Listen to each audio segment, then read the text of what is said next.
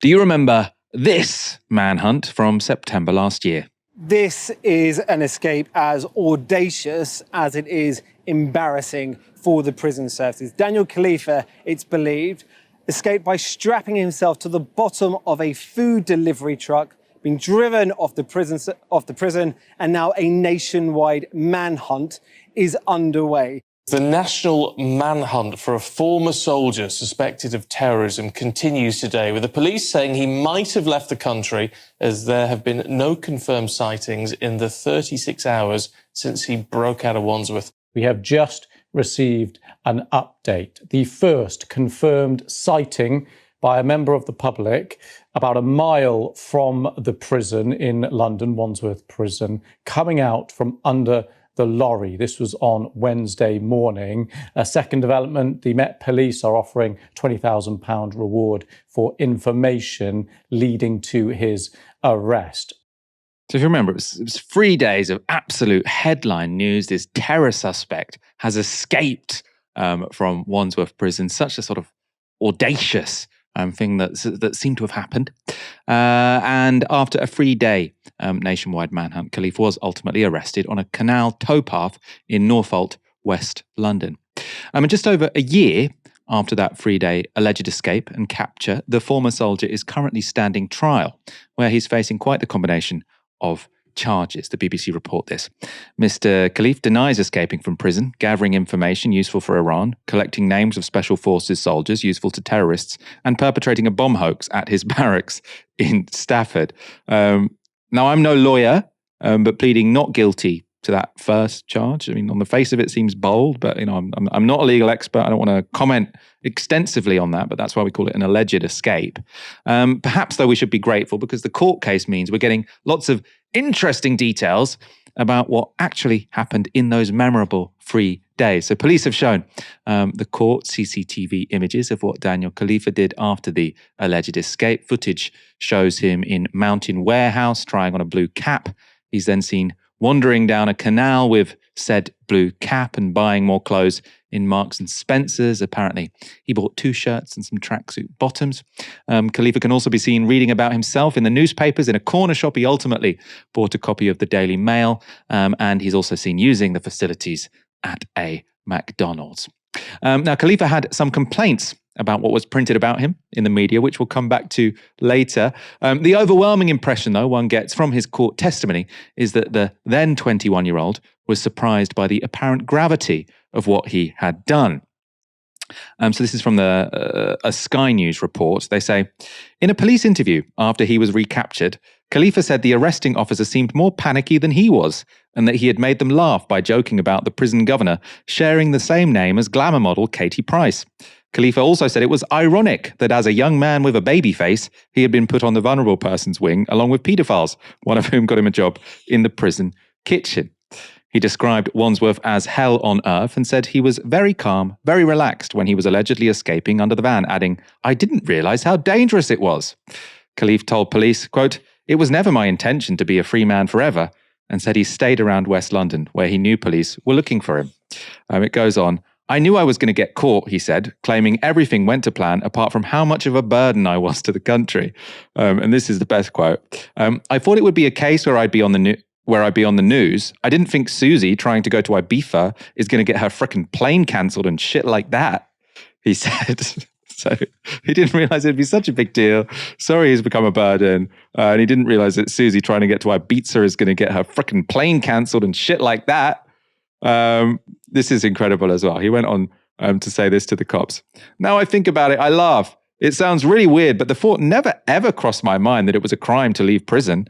I thought it would just be like, oh, they catch you and they just put you back in. That's it." Now, to his credit, it does seem like he was fairly approachable, even when on the runs. The arresting officer said, "He was very friendly towards me, quite jovial. He was pleasant. He congratulated me on catching him."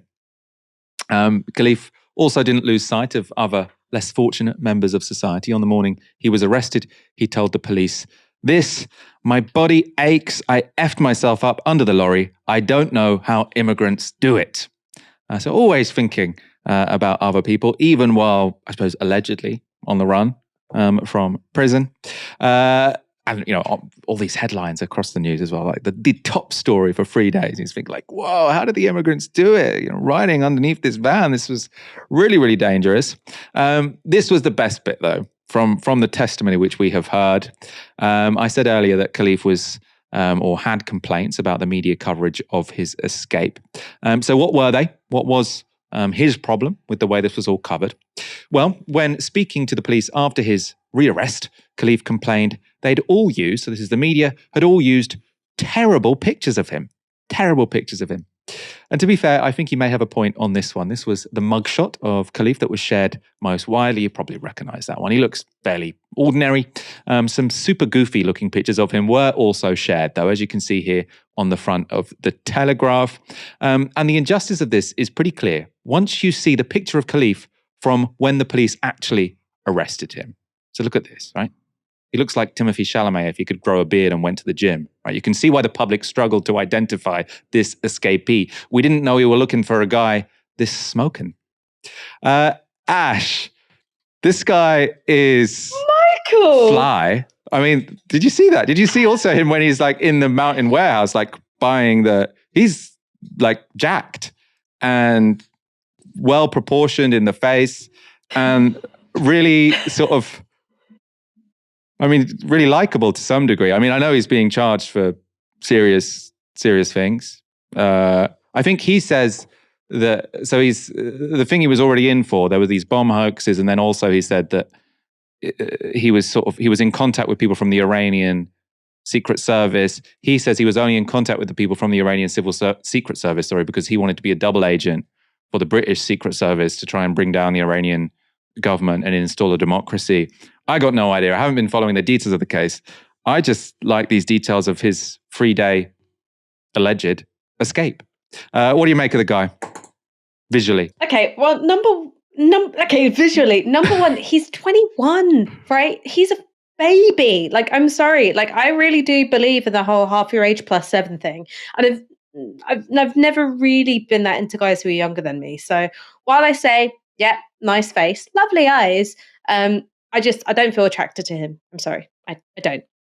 Second thing about the details emerging from the alleged escape, I wonder if I'm giving away something about my taste in humor. I'm saying like, oh yeah, Richard Pryor, Dave Chappelle, Donald Trump, and Daniel Khalife, all really funny dudes. I'm sorry. Like, what a hilarious thing to say. Like, oh, I really fucked my body. I don't know how the immigrants do it. That's objectively funny. Like, I don't know. Like, he's defending himself by saying he wanted to become a double agent. It's up to a court and the jury to make up their minds on it. I guess I would find it really difficult to, if I was on the jury, I think I would find it difficult to sort of assess his own defense, because he's a guy who clearly like does some stuff for the bants. Do you know what I mean? And I wonder if there is a defense in any aspect of our legal code that it doesn't count as espionage if you're doing it for a laugh. We also have, because as far as I understand it, in a court situation, the judge is always sort of trying to instruct the jury about what they should take into account, right? The legal question you are here to assess is this. You're not here to assess whether or not this person was angry on that day or whether this person had a criminal past. You're here to assess whether they did X, Y, Z on this day.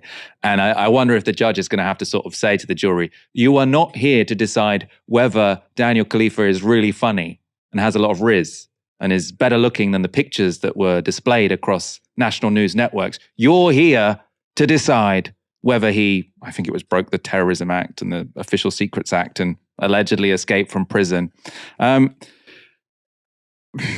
Any more legal analysis from you, Ash, before we wrap up? I've got no more legal analysis. Michael, it's sort of, have you ever done jury duty before? Like, have you ever done it? No, I'd really like to, though. I think it would be incredibly interesting, but I haven't. I'm just going to say this to the Crown Prosecution Service right now. Don't ask Michael to do jury service. He's going to need some really specific instructions from the presiding judge that normally jurors wouldn't have to get. Like, you can't defend him on the grounds he's funny or that his face is well proportioned. I just I don't think you should be called up for jury service. I hate to break it to you. Could you convict Timothée Chalamet with a beard and thighs? You're right. He's 21. We should stop this. We should end this.